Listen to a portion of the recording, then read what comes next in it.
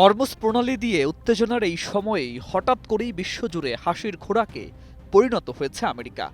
মার্কিন জ্বালানি সচিব ক্রিস রাইট সোশ্যাল মিডিয়ায় দাবি করেছিলেন, মার্কিন নৌবাহিনীর একটি যুদ্ধ জাহাজ নাকি হরমুজ প্রণালীতে আটকে থাকা একটি বাণিজ্যিক জাহাজকে নিরাপত্তা দিয়ে বের করে এনেছে।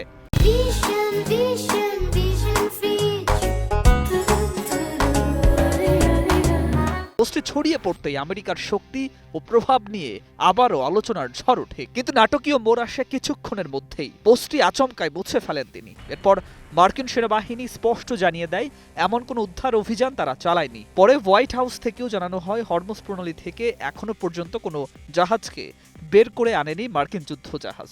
ফলে বিশ্বজুড়ে প্রশ্ন উঠেছে, হরমুজে কি তাহলে আমেরিকার ক্ষমতার আসল চেহারা প্রকাশ পেল?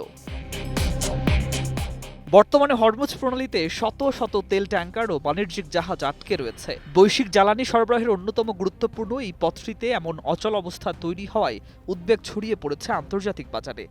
যুক্তরাষ্ট্র প্রথমে দাবি করেছিল তারা নাকি নিরাপত্তা দিয়ে এসব জাহাজকে বের করে আনবে, কিন্তু বাস্তবে এখনো পর্যন্ত একটি জাহাজও নিরাপদে পার করতে পারেনি মার্কিন নৌবাহিনী। ফলে পরিস্থিতি এমন দাঁড়িয়েছে যে বিশ্বের সবচেয়ে শক্তিশালী সামরিক শক্তি দাবি করা দেশটিই যেন হরমুজ প্রণালীর সামনে নাকানি চোবানি খাচ্ছে।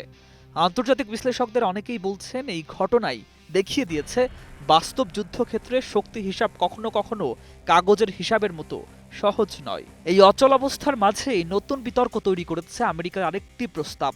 বিভিন্ন মিত্র দেশের কাছে তারা জানিয়েছে, চাইলে টাকা দিয়ে মার্কিন নৌবাহিনীর নিরাপত্তা পাওয়া যাবে, অর্থাৎ অর্থের বিনিময়ে মার্কিন যুদ্ধ জাহাজগুলিকে হরমুজ প্রণালী পার করিয়ে দেবে। আন্তর্জাতিক মহলের একাংশ এই প্রস্তাবকে সরাসরি সংকটকে ব্যবসায় পরিণত করা বলে আখ্যা দিয়েছে। এদিকে ভারত পড়েছে এক কঠিন বিপদে, কারণ তাদের একটি বড় তেলবাহী জাহাজ আটকে পড়েছে হরমুজ প্রণালীতে। নরেন্দ্র মোদী সরকারের পক্ষ থেকেও পরিস্থিতি নিয়ে উদ্বেগ প্রকাশ করা হয়েছে।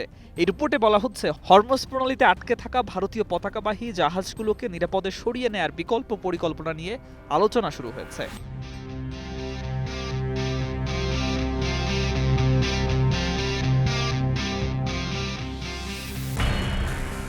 ভারতের এসব জাহাজকে নিরাপদে সরিয়ে আনার জন্য বিভিন্ন বিকল্প নিয়ে আলোচনা চলছে। ইতোমধ্যে ভারতীয় জাহাজগুলিকে Gulf of Oman, Persian Gulf এবং সংলগ্ন সমুদ্র এলাকায় কঠোর নিরাপত্তা প্রোটোকল মেনে চলার নির্দেশ দেওয়া হয়েছে। একই সঙ্গে প্রয়োজন হলে ভারতীয় নৌবাহিনীর মাধ্যমে জাহাজগুলোকে এসকর্ট করে বের করে আনার পরিকল্পনাও বিবেচনায় রাখা হচ্ছে।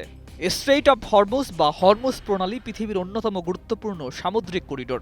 এটি পার্সিয়ান গালফ এবং গালফ অফ ওমানকে সংযুক্ত করেছে। বিশ্বের বৃহৎ তেল উৎপাদনকারী দেশ ইরান, সৌদি আরব এবং ইউনাইটেড আরব এমিরেটস তাদের বিপুল পরিমাণ জ্বালানি রপ্তানির জন্য এই পথের উপর নির্ভরশীল। অথচ প্রণালীটি অত্যন্ত সংকীর্ণ। সবচেয়ে সরু জায়গায় এর প্রস্থ মাত্র প্রায় ৩৩ কিলোমিটার। ফলে সামান্য সামরিক উত্তেজনায় এই পথকে প্রায় অচল করে দিতে পারে। পশ্চিমা এরিয়ার সংঘাত শুরুর পর থেকেই পরিস্থিতি আরও জটিল হয়ে উঠেছে। রিপোর্ট অনুযায়ী ইতোমধ্যে কয়েকটি ট্যাঙ্কারে হামলার ঘটনাও ঘটেছে, যার মধ্যে ভারতীয় নাবিকদের হতাহতের ঘটনাও রয়েছে। সব মিলিয়ে হরমুজ প্রণালী এখন শুধু একটি সামুদ্রিক পথ নয়, এটি পরিণত হয়েছে বিশ্ব রাজনীতি এবং শক্তির নতুন পরীক্ষা ক্ষেত্র।